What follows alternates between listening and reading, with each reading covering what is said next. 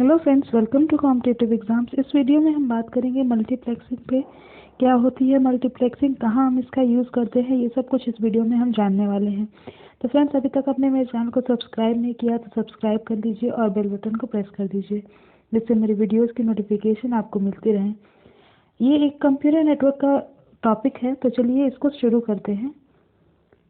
सबसे पहले हम बात करेंगे मल्टीप्लेक्सिंग की। तो मल्टीप्लेक्सिंग क्या होती है? तो बेसिकली ये एक टेक्निक है जिसके थ्रू हम क्या करते हैं, मल्टीपल डेटा स्ट्रीम्स को या फिर इसको कह लीजिए मल्टीपल सिग्नल्स को कंबाइन करते हैं और कंबाइन करके हम सिंगल मीडियम के थ्रू उसको सेंड कर देते हैं।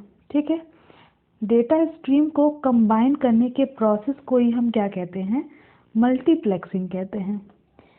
तो मल्टीप्लेक्सिंग में आपका बेसिकली क्या होता है, अगर मान लीजिए बहुत सारे आपके डिफरेंट सिग्नल्स हैं, उनको आपको एक ही टाइम पे सेंडर से मल्टीपल सेंडर्स अपने इनपुट्स दे रहे हैं। ठीक है, मल्टीपल सेंडर क्या कर रहे हैं, किसी नेटवर्क में डेटा को सेंड कर रहे हैं। तो मल्टीपल सेंडर हैं, डिफरेंट सिग्नल को वो भेजेंगे, ठीक है, सेंड करेंगे। तो उनको हमें एक ही मीडियम के थ्रू, एक ही ट्रांसमिशन मीडियम के थ्रू अगर डेस्टिनेशन पे भेजना है, सेंडर से डेस्टिनेशन पे, तो क्या होगा, यहाँ पे आपको पैरेलली सारे इनपुट्स को एक साथ एक ही ट्रांसमिशन मीडियम पे सेंड करना होगा।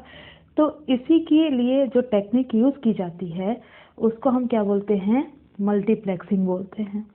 ठीक है, और मल्टीप्लेक्सिंग में जिस डिवाइस का हम यूज़ करते हैं उसको हम क्या बोलते हैं, मल्टीप्लेक्सर बोलते हैं। ठीक है, और मल्टीप्लेक्सर क्या होता है, मल्टीप्लेक्सर बेसिकली एक डिवाइस है जिसके थ्रू हम क्या करते हैं, एन इनपुट लाइन को सिंगल आउटपुट लाइन में कन्वर्ट कर देते हैं। ठीक है, यानी एन सिग्नल्स अगर आप इनपुट कर रहे हैं मल्टीप्लेक्सर में तो आपको एक सिग्नल आउटपुट में मिलेगा।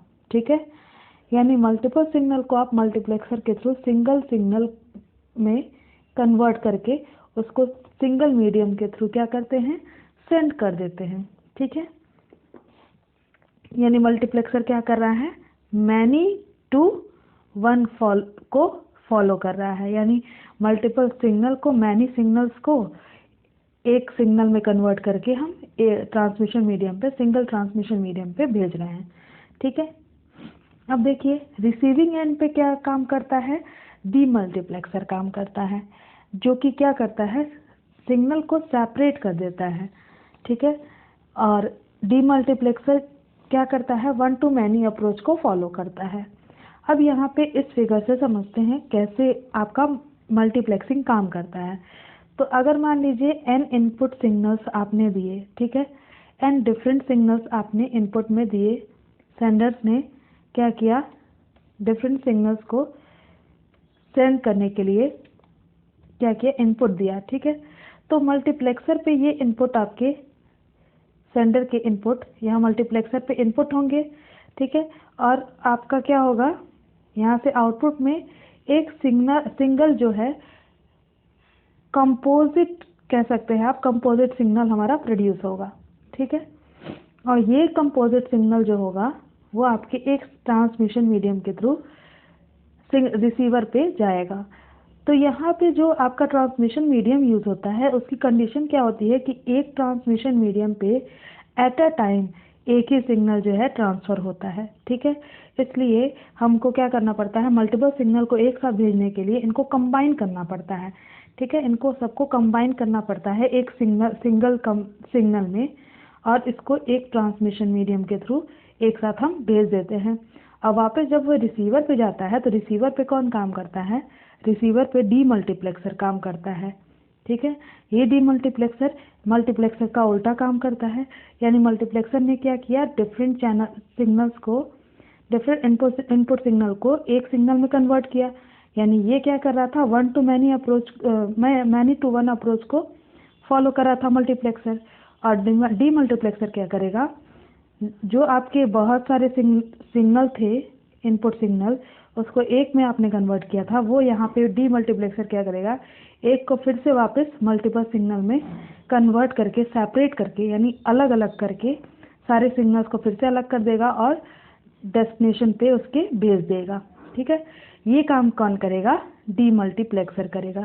सारे सिग्नल्स अपने अपने डेस्टिनेशन पे पहुंच जाएंगे। तो ये काम कौन करता है, डीमल्टीप्लेक्सर। तो ये पूरा प्रोसेस जो है ये क्या कहलाता है, मल्टीप्लेक्सिंग कहलाता है। तो मल्टीप्लेक्सिंग आपको समझ में आया होगा कि मल्टीप्लेक्सिंग क्या होती है। अब हम समझते हैं मल्टीप्लेक्सिंग हम यूज़ क्यों करते हैं। अब तो मल्टीप्लेक्सिंग हम यूज़ क्यों करते हैं, सेंडर से रिसीवर तक जब हम सिग्नल को भेजते हैं, ठीक है, सेंडर से रिसीवर तक सिग्नल को सेंड करने के लिए हम ट्रांसमिशन मीडियम का यूज़ करते हैं। जैसा कि आप जानते हैं यहाँ ट्रांसमिशन मीडियम का हम यूज़ करेंगे। अगर मान लीजिए यहाँ पे हमारा जो है, यहाँ पे हमारा सेंडर अगर है, यहाँ पे अगर रिसीवर है, ठीक है, तो सेंडर से रिसीवर तक कोई भी डेटा भेजने के लिए हमें ट्रांसमिशन मीडियम की ज़रूरत होगी। कोई भी सिग्नल भेजने के लिए हमें ट्रांसमिशन मीडियम की ज़रूरत होगी।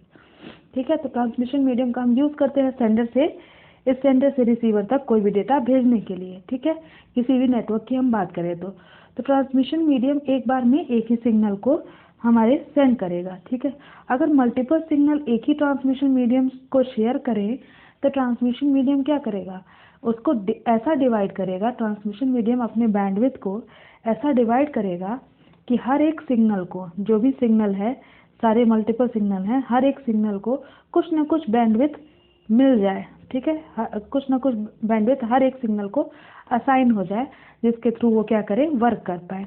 ठीक है, जैसे कि एग्जांपल ले लीजिए कि अगर एग्जांपल की बात करें तो अगर 10 सिग्नल हैं, ठीक है, 10 सिग्नल हम क्या कर रहे हैं, भेज रहे हैं सेंडर से रिसीवर के पास।